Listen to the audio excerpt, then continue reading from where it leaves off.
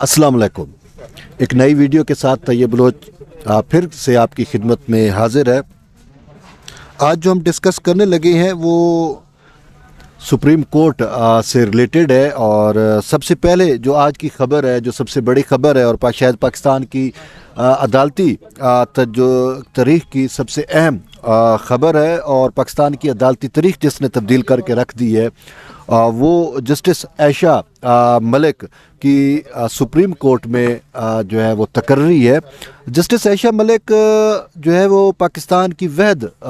यानी कि ख़ातून है जिनको ये एज़ाज़ हासिल हुआ कि वो सुप्रीम कोर्ट के जज के तौर के ऊपर उनकी तकर्री जो है वो अमल में लाई गई, और आज उन्होंने अपने ओहदे का बाकायदा तौर के ऊपर हलफ लिया, और हलफ लेने के बाद वो सुप्रीम कोर्ट बेंच नंबर 1 का भी हिस्सा रहीं, और तकरीबन 6 केसेस की उन्होंने समाअत की, और समाअत करने के बाद जब वो अपने चैम्बर में गई तो तमाम जजेज़ ने फ़र्दन उनसे आकर भी उनको जो है वो मुबारकबाद दी। तो ये जस्टिस आयशा मलिक ने जो है वो वाकई पाकिस्तान की अदालती तारीख़ का जो है वो धारा तब्दील की है, और इस हवाले से जैसा मैंने आपको पहले कहा कि उनको पहली ख़तून जज हासिल एज़ाज़ हासिल है उनको पाकिस्तान की, और वो सिर्फ ये नहीं बल्कि शायद ग़ालिबन यही इम्कान है कि 2030 के अंदर वो पाकिस्तान की पहली चीफ़ जस्टिस भी बनेंगी, यानी कि ख़ातून जज होंगी जो चीफ़ जस्टिस के ओहदे पर जो है वो फैज़ होंगी। तो एक तो ये जस्टिस आयशा मलिक, और इसके साथ साथ एक और जो सुप्रीम कोर्ट में तब्दीली रूनमा होनी है 2 फरवरी को, वो ये है कि जो इस टाइम सीनियर मोस्ट जज हैं जस्टिस उमर अता बंदियाल साहब, वो 2 फरवरी को सुप्रीम कोर्ट के चीफ़ जस्टिस का जो है वो हलफ लेंगे, क्योंकि जो चीफ़ जस्टिस है जस्टिस गुलजार, ये अपनी मुद्दत मुलाजमत मुकम्मल करके 1 फरवरी को रिटायर हो रहे हैं। तो 2 फरवरी को justice Umar Ata Bandial chief justice of Pakistan बनने जा रहे हैं। तो जस्टिस उमर अता बंदियाल की शख्सियत कैसी है और वो कैसे जज साबित होंगे, और उनसे क्या एक्सपेक्टेशंस हैं, और पाकिस्तान को क्या मसाइल जो है वो दरपेश है, ख़ासकर अदालती बहरान क्या हैं, तो इस हवाले से उनसे क्या तवक्कुआत हैं। मेरे साथ मौजूद हैं senior court reporter Jahanzeb Abbasi साहब, हम उनसे भी इस हवाले से जो है वो राय लेंगे। तो पहले तो जहांज़ेब साहब आप ये बताएं कि ये जस्टिस आयशा मलिक जो पाकिस्तान की तारीख़ में पहली ये ख़ातून जज जो इसकी सुप्रीम कोर्ट में तैनाती हुई है, आप इसको कैसे देखते हैं, और फिर इसकी तैनाती में जो बार एसोसिएशन हैं, जो वकला तंजीमें हैं, उनका एतराज़ क्या था, और बिलाखिर वो उन तमाम एतराज़ात के बावजूद सुप्रीम कोर्ट में आ गई है। तो आप इसकी उनकी जो तैनाती है वो सुप्रीम कोर्ट में उसको कैसे देख रहे हैं, और बतौर जज आप उसको कैसे पाते हैं? बहुत शुक्रिया तैयब बलोच। जस्टिस आयशा मलिक की सुप्रीम कोर्ट में बतौर ख़ातून जज तैनाती नो डाउट आज एक बहुत बड़ा दिन है, और इसको न सिर्फ मकामी सतह के ऊपर बल्कि इंटरनेशनली भी इसको पजीराई मिल रही है, सराहा जा रहा है। इसकी बुनियादी वजह ये है कि हम देखते हैं कि दुनिया के जितने भी तरक्की याफ्ता ममालिक के साथ साथ जो तरक्की पजीर ममालिक हैं, वहाँ पे भी जो मुल्क की सबसे बड़ी कोर्ट्स हैं उसमें ख़वातीन जजेस मौजूद हैं। जैसा कि हमारे हमसाया मुल्क है इंडिया, वहाँ पे ख़वातीन जजेस मौजूद हैं। इवन वहाँ पे एक ऐसी खातून जज भी मौजूद हैं जो आने वाले वक्त में इंडिया की चीफ़ जस्टिस बनेंगी। इसी तरह बांग्लादेश हो गया, मालदीव हो गए। इवन मैं एक दफ़ा देख रहा था अफ़गानिस्तान में भी ये जो अभी अफ़गान तालिबान का जो भी फॉल ऑफ डाका के बाद जो कुछ हुआ है, उससे पहले ये जो उनका सिस्टम चल रहा था, उसमें एक खातून जज अफ़गानिस्तान की सुप्रीम कोर्ट में भी मौजूद रही हैं। तो ये एक प्रेसिडेंट वहाँ पर भी मौजूद है। ये अलग बात है कि हम काफ़ी ताख़ीर से आए हैं, लेकिन यहाँ पर जो एक डिस्प्यूट पैदा हुआ वकला बरादरी का, ख़ास तौर के ऊपर पाकिस्तान बार कौंसिल का, क्योंकि हम देखते हैं कि जो जुडिशल कमीशन की कंपोजिशन है उसमें एक मेंबर जो हैं वो पाकिस्तान बार कौंसिल के भी होते हैं। तो पाकिस्तान बार कौंसिल का जो बुनियादी पॉइंट था वो ये था कि जो सीनियरिटी का असूल है, यानी जो मोस्ट सीनियर जज है उसको सुप्रीम कोर्ट में लाए जाने के जो अदालती फ़ैसले मौजूद हैं या जो असूल है उसको मद्देनज़र रखा जाए। हम देखते हैं कि ये सिर्फ़ एक इवेंट नहीं है। मिसाल के तौर पे जिस तरह से chief justice Sindh high court के साथ यहाँ पर जो कुछ किया गया, इसकी माजी में मिसाल नहीं मिलती। यानी एक जूनियर जज को, हालांकि वो भी कॉम्पिटेंट जज है, जस्टिस मोहम्मद अली मज़हर बड़े ज़बरदस्त जज हैं, یہ یہاں پر جب یہ سینیورٹی کے اصول کے اوپر بات کی جاتی ہے تو ایک جج کی کمپیٹنسی کے اوپر کوشچن نہیں ہوتا، بلکہ ایک پروسیس کے اوپر ہوتا ہے کہ یہ جج جو ہیں یہ بہت زیادہ سینئر ہیں، اور اس لیے موسٹ سینئر جج کو ہی سپریم کورٹ میں لایا جانا چاہیے۔ محمد علی مظہر صاحب کو سپریم کورٹ میں ایز اے جج لایا گیا، پھر اس کے بعد chief justice Sindh High Court ان کو بطور احمد علی شیخ کو بطور ایڈ ہاک جج لانے کے لیے باقاعدہ جوڈیشل کمیشن اجلاس ہو گیا، جی اجلاس ہوا، اور پھر باقاعدہ پھر اوتھ ٹیکنگ کے لیے تمام تر انتظامات مکمل کر لیے گئے، کرسیاں سجائی گئیں، اور انہوں نے بڑا پرنسپل سٹینڈ لیا۔ انہوں نے سپریم کورٹ میں ایز اے ایڈ ہاک جج آنے سے انکار کیا، اور پھر اس کے بعد ابھی تک جو ہے دوبارہ ان کا معاملہ ٹیک اپ نہیں ہوا۔ اب آتے ہیں جسٹس عائشہ ملک کے حوالے سے۔ جسٹس عائشہ ملک کی بطور جج سپریم کورٹ تعیناتی کے لیے پہلے جوڈیشل کمیشن کا اجلاس بلایا گیا۔ اس اجلاس میں اتفاق رائے نہ ہو سکا، معاملہ مؤخر کر دیا گیا، پھر دوبارہ اجلاس بلایا گیا۔ اس میں بھی اگر متفقہ طور کے اوپر فیصلہ ہو جاتا جو ذرا زیادہ بہتر ہوتا۔ بہرحال یہ ایک اکثریت سے فیصلہ کیا گیا، اور اس میں بھی ڈائسنٹ یعنی اختلافی رائے موجود تھی، اور اس میں خاص طور کے اوپر جسٹس قاضی فائز عیسیٰ کا سٹینڈ یہ تھا کہ سب سے پہلے آپ کو رولز بنانے چاہیے، یعنی پہلے ونس فار آل اس معاملے کو سیٹلڈ ہونا چاہیے، اس ایشو کو طے ہو جانا چاہیے، تاکہ آئندہ آنے والے وقت میں اس کے اوپر انگلیاں نہ اٹھیں یا کوشچننگ نہ ہو۔ لیکن بہرحال وہ معاملہ بھی دیکھنا یہ ہے کہ وہ کس طرح سے جو ہے وہ حل ہوتا ہے آگے مستقبل میں جا کے۔ تو بہرحال جسٹس عائشہ ملک کی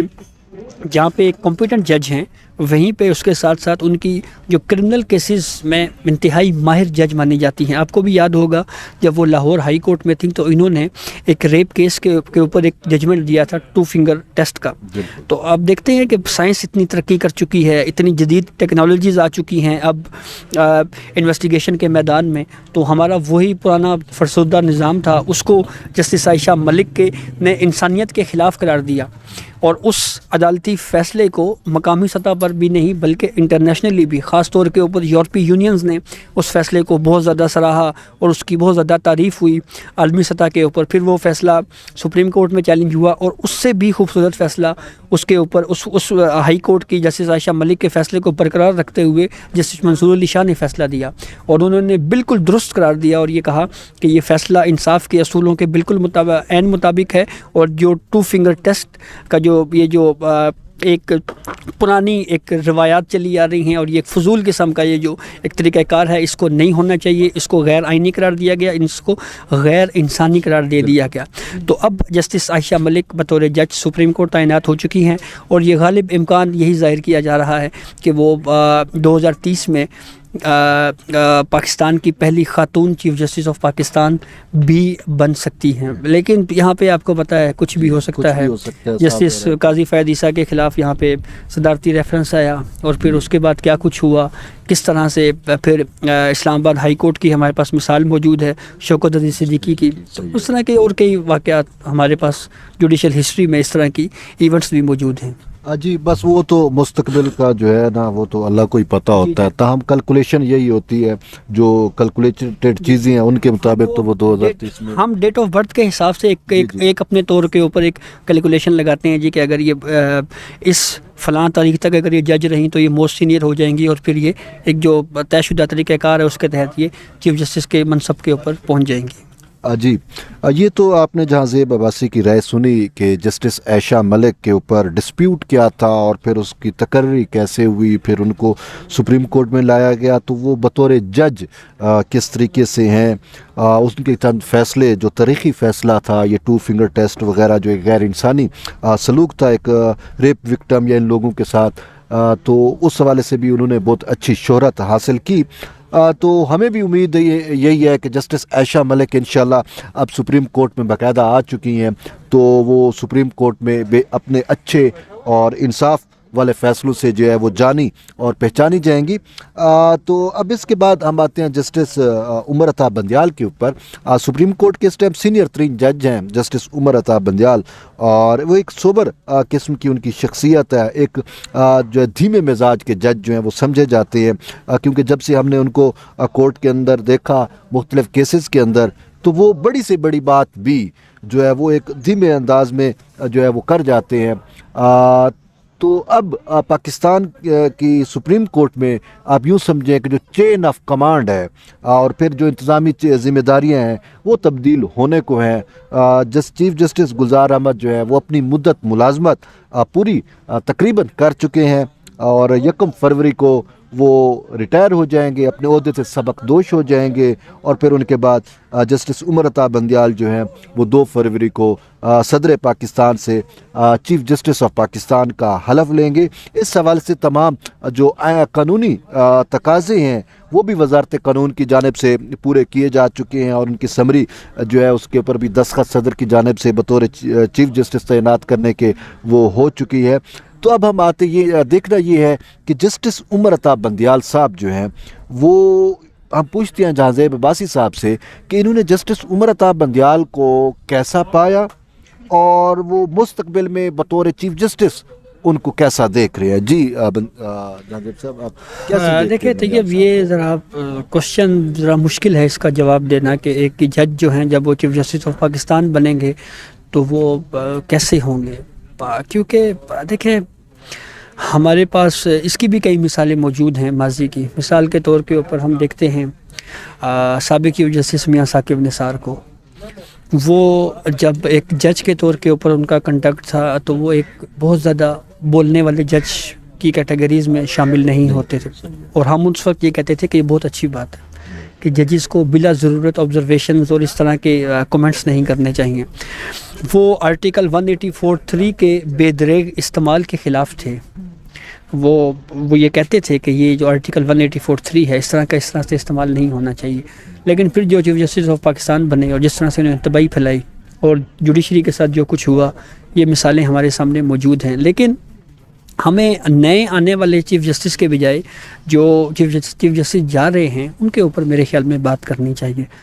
وکلاء برادری کی ایک بڑی تعداد جو ہے وہ موجودہ چیف جسٹس گلزار احمد صاحب سے نالاں رہی, ناراض رہی. ہم نے مختلف تقاریر دیکھی, حامد خان صاحب کی ہو گئی, احمد علی کرز کی ہو گئی, یا دیگر ہمارے جو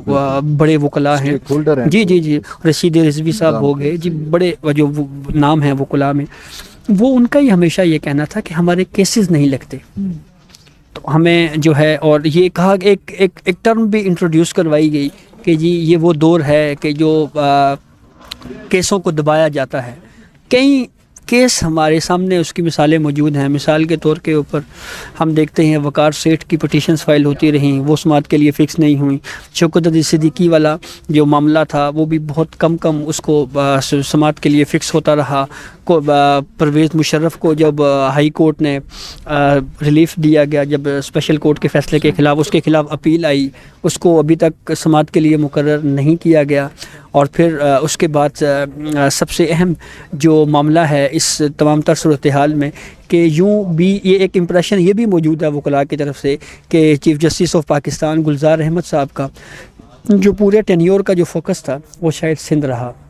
اور کبھی وہ نسلا ٹاور ہو یا چاہے وہ انکروچمنٹ ہو. حالانکہ اس میں بھی کوئی دو رائے نہیں ہے کہ انکروچمنٹ ایشو ضرور ہے, لیکن وہ صرف ایک صوبے کا نہیں ہے, وہ پورے پاکستان کا ہے. اسلام آباد کے اندر بھی ہم دیکھتے ہیں آئے روز لوگوں کی زمینوں کے اوپر قبضے بھی ہوتے ہیں. یہاں پر آئے روز جو ہے وہ انکروچمنٹس بھی ہوتی ہیں. پھر اس کے بعد پنجاب ہے, کے پی ہے, بلوچستان ہے, پورے ملک کا ایشو ہے انکروچمنٹ کا. لیکن اس ٹینیور میں چیف جسٹس گلزار احمد صاحب کا جو پورا ٹینیور ہے تو ہمیں یہ امپریشن یہی ملا کہ ان کا فوکس صرف اور صرف سندھ ہی رہا. وہ جی فلاں آپ نسلا ٹاور گرا دو, اس کو یہ کر دو, اس میں ترقی نہیں ہے باقی صوبوں جی اور وہ جس مطلب کچھ ایسی عجیب و غریب قسم کی سندھ سے آواز بھی آئی, مطلب کہ یہ بھی کہا گیا کہ یہ ایک جو ہے لسانی تنظیم کے سیکٹر انچارج بھی رہے. تو ویسے جب ہم اس کا اوورال ٹینیور دیکھتے ہیں تو ہمیں تو یہی نظر آتا ہے کہ بطور چیف جسٹس ان کا صرف ایک ہی فوکس تھا کہ کسی نہ کسی طریقے سے سندھ حکومت کو جو ہے وہ دبایا جائے. دیکھیں یہ امپریشن جیسے میں نے آپ کو بتایا کہ جو عدالتی کیسز جو وہ سنتے رہے اس میں امپریشن تو یہ ضرور تھا کہ زیادہ فوکس جو ہے وہ چیف جسٹس آف پاکستان صاحب کا سندھ ہی تھا. اور وہ مثال کے طور مطلب کئی ایسے کیسز ہیں جیسے وہ ہمیں یاد ہے اے پی ایس والا معاملہ ہوا, اس کے اوپر پرائم منسٹر کو بلایا گیا, آج تک اس کی ہیئرنگ دوبارہ نہیں ہوئی, 2 دفعہ وہ ٹائم لے چکے ہیں. اور یوں لگتا ہے کہ جیسے وفاقی حکومت خود چاہ رہی ہے کہ کسی طرح سے یہ ریٹائر ہوں اور پھر معاملہ جو ہے وہ مزید اس کو تاخیر کا شکار کیا جائے. پھر اس کے بعد سونامی درختوں والا ایشو تھا, وہ جی وہ نوٹس ہوا, سب کچھ ہوا, پھر اس کے بعد ابھی تک اس کیس کو دوبارہ فکس نہیں کیا گیا. پھر اسی طرح ہمارے سامنے مثال موجود ہے جو پنجاب میں بلدیاتی اداروں کے ساتھ جو کچھ ہوا اور جس طرح سے کورٹ نے لچک کا مظاہرہ کیا, تو وہ بھی ایک مثال ہمارے پاس موجود ہے. تو بہرحال اب دیکھتے ہیں کہ نیکسٹ آنے والے چیف جسٹس جو ہیں وہ کیسے اس تمام تر صورتحال کو دیکھتے ہیں. لیکن جو سب سے اہم ایشو ہے وہ یہ ہے کہ جوڈیشری کے اندر اصلاحات ہونی چاہیے, ریفارمز ہونی چاہیے. اب دیکھیں نا, زیر سماعت کیسز کی تعداد بڑھتی جا رہی ہے. سول کیسز میں جسٹس قاضی فائد عیسیٰ صاحب کے بینچ میں آپ بیٹھ جائیں, کبھی وہ 1964 کا کوئی کیس اس کو سن رہے ہوتے ہیں, کبھی وہ 1900 کچھ کا کیس چل رہا ہوتا ہے. اتنے پرانے کیسز ہیں, کرمنل پٹیشنز نہیں لگ رہی. 2016 کی ہمیں کئی اسائلین کی طرف سے مجھے یہ کہا گیا کہ جی ہماری 2016 کی کرمنل پٹیشن ہے, لوگ جیلوں میں ہیں کہ بھئی ہماری یہ پٹیشن جو ہے وہ سماعت کے لیے مقرر نہیں ہو رہی. 2018 کی پٹیشنز ہیں وہ ابھی پینڈنگ ہیں. اور جسٹس آصف سعید کھوسہ جب چیف جسٹس آف پاکستان تھے تو ان کے دور میں گو کہ کچھ تھوڑا بہت کرمنل کیسز کی حد تک فوکس ضرور کیا گیا, لیکن اس کے بعد یہ معاملہ جو ہے اب دوبارہ تاخیر کا شکار ہوتا جا رہا ہے. یہ بنیادی ایشوز ہیں, لاپتہ افراد کے کیسز ہیں, وہ سماعت کے لیے فکس نہیں ہو رہے. تو یہ اس طرح کی چیزیں ہیں. ٹھیک ہے, یہ تو چیزیں ہیں, لیکن ہماری وہی بات ہے کہ جسٹس بندیال صاحب جب چیف جسٹس ہوں گے تو کیا کوئی آپ کی ایکسپیکٹیشن ہے ان سے؟ دیکھیں بطور چیف جسٹس ایکسپیکٹیشن صحافی کی تو کیا ہوتی ہے, ہم نے تو صرف یہی سپریم کورٹ ہم نے تو صرف یہی دیکھنا ہے کہ کیا عام آدمی کو انصاف مل رہا ہے, اور ہم اگر مل رہا ہوا تو ہم اس کو اچھی طرح رپورٹ کریں گے, اور اگر نہ مل رہا ہوا تو جس طرح سے ثاقب نثار صاحب کے دور میں ہم نے لکھا, سابق چیف جسٹس افتخار محمد چودھری صاحب کے دور میں ہم نے جو لکھا, آصف سعید کھوسہ صاحب کے دور میں ہم نے جو لکھا, گلزار صاحب کے دور میں ہم نے جو لکھا, تو ہم تو پھر ویسے ہی رپورٹنگ کریں گے. لیکن عجیب بات یہ ہے کہ ایک جج آتا ہے وہ آ کے کہتا ہے جی کہ جوڈیشل ایکٹیویزم ہونا چاہیے, پھر ایک جج آتے ہیں وہ آ کے کہتے ہیں نہیں جی جوڈیشل ریسٹرین ہونا چاہیے. کبھی ڈیم بنائے جاتے ہیں, کبھی پاپولیشن گروتھ کے لیے مختلف چیزیں کی جاتی ہیں, پھر وہ پالیسی چینج ہوتی ہے اور کہا جاتا ہے جی کہ نہیں جی یہ تو ہمارا کام نہیں ہے. تو یہ تو بندیال صاحب تو ان ساری چیزوں کا حصہ رہے, جوڈیشل ایکٹیویزم کا بھی, ڈیم کا بھی, ایون کہ عمران خان کو صادق امین ڈکلیئر کرنے والے جج میں بھی یہ شامل تھے. تو اچھا, پھر اس کے ساتھ ساتھ 184(3) کے اختیار کا استعمال تھا, اس میں بھی انہوں نے کچھ چیزیں جو ہے وہ واضح طور کے اوپر ڈیسائیڈ کی اور انٹرپریٹ بھی کیا اس کو. نہیں 184(3) تو اس کی انٹرپریٹیشن نہیں ہو سکی. وہ 184(3) کو صرف انہوں نے صرف یہ کہا کہ یہ اختیار اس کو استعمال کرنا چیف جسٹس آف پاکستان کا ہے. تو یہ الگ بات ہے کہ جب وہ خود سیکڈ امپلائیز والے کیس میں جب اس بینچ کے سربراہ بنے تو انہوں نے اسی 184(3) کو خود استعمال کر لیا. تو یہ بھی تو شاید انہوں نے یہ ریزن دی تھی کہ آلریڈی جو ہے اس کیس کے اندر 184(3) جو ہے وہ پرانا بینچ کا, وہ تو ریویو ہے نا, تو ریویو کے اوپر 184(3) کا یوز کیا گیا. وہ بھی ایک مثال ہمارے سامنے موجود ہے. تو ہمیں بہرحال یہ تو جہاں زیب کی رائے تھی کہ جسٹس عمر عطا بندیال یا اوورآل جو سبق دوش ہونے والے چیف جسٹس ہیں ان کا ٹینیور کیسا رہا. تاہم جو چیز مجھے نظر آتی ہے جسٹس عمر عطا بندیال کیسے چیف جسٹس ہوں گے, تو یہ چیز ہم کوئی چیز کیلکولیٹڈ نہیں ہے.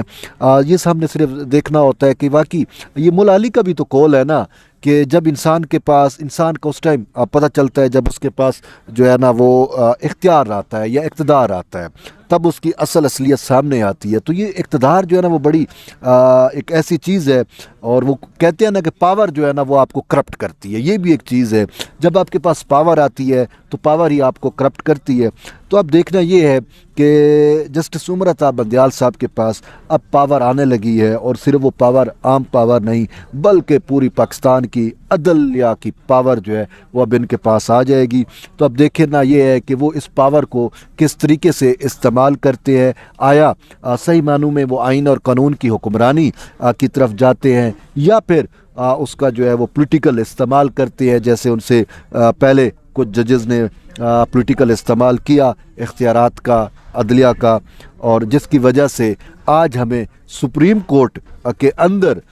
جو 17 ججز ہیں، جو 16 ججز ہیں، ان میں ہمیں ایک تفریق نظر آتی ہے. اور وہ تفریق کیوں پیدا ہوئی؟ تفریق یہی پیدا ہوئی کہ جب ایک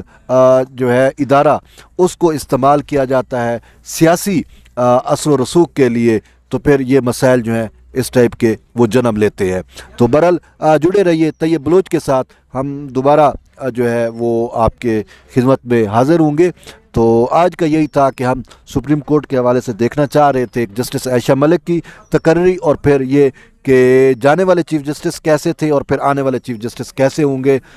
تو یہ چیزیں ہم نے آپ تک پہنچائی. بہرحال جڑے رہیے طیب بلوچ کے ساتھ. انشاءاللہ پھر ایک نئی ویڈیو میں آپ کے ساتھ ملاقات ہوگی. تب تک کے لیے اجازت دیں. اللہ حافظ.